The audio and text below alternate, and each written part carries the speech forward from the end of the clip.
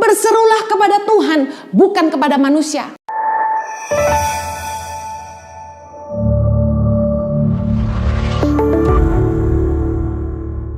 Daud belajar setiap kali menghadapi masalah. Dia tidak gentar. Di dalam Mazmur 144 ayat yang pertama, Daud berkata begini, "Terpujilah Tuhan gunung batuku, yang mengajar tanganku untuk bertempur dan jari-jariku untuk berperang." Daud itu tidak lari ketika menghadapi masalah, tapi Daud menghadapinya. Dia percaya dengan pertolongan Tuhan, dia bisa menang melawan singa dan beruang. Tahukah Anda bahwa semakin banyak masalah yang bisa kita selesaikan dan semakin besar musuh yang bisa kita kalahkan, semakin cakap kita menghadapi persoalan. Banyak orang Kristen mentalnya cengeng, mentalnya pengecut, mudah menyerah ketika menghadapi masalah dan tantangan. Mari belajar dari Daud. Keadaan, perlakuan orang terhadap dia, bahkan orang terdekatnya, orang tuanya sendiri, tidak membuat Daud lemah, tapi justru Daud bangkit dan menaruh kepercayaannya kepada Tuhan. Saya mau katakan, anak-anak muda, kita nggak bisa pilih siapa orang tua kita. Kita tidak bisa mengendalikan bagaimana orang memperlakukan kita. Kita tidak bisa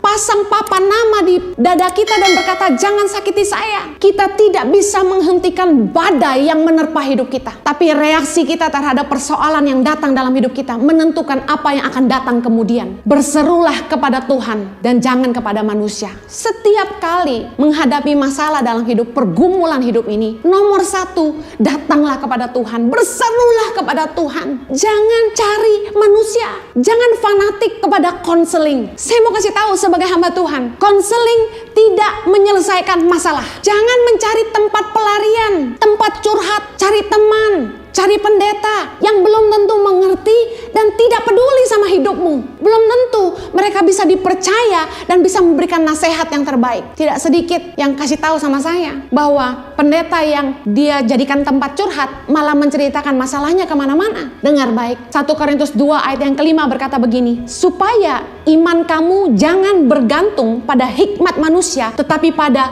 kekuatan Allah." Berserulah kepada Tuhan, bukan kepada manusia. Ketika kita menghadapi badai dalam hidup ini, belajarlah mengandalkan Tuhan, sumber hikmat kita. Bergantunglah pada kekuatan Allah, jangan bergantung pada hikmat manusia. Saya percaya hikmat dari Tuhan akan diberikan kepada kita saat kita meminta pertolongannya. Proses hidup yang Tuhan izinkan terjadi dalam hidup kita adalah cara Tuhan untuk mempersiapkan kita untuk tujuannya yang besar. Saya bersyukur Tuhan itu sudah mempersiapkan hidup kita jauh sebelum kita menghidupi rencananya hari ini. Proses hidup itu Tuhan izinkan terjadi untuk menghantar kita kepada rencana Tuhan yang sempurna. Dari kecil saya terbiasa tidak bisa mengandalkan diri kepada orang tua. Saya pernah cerita di khotbah saya yang lain bahwa orang tua saya meninggalkan saya umur 11 tahun. Saya harus berjuang, dibuang sekolah ke Australia, harus bekerja keras untuk bisa melanjutkan sekolah, untuk membiayai hidup saya. Dan bagaimana saya mengalami begitu banyak kesulitan hidup,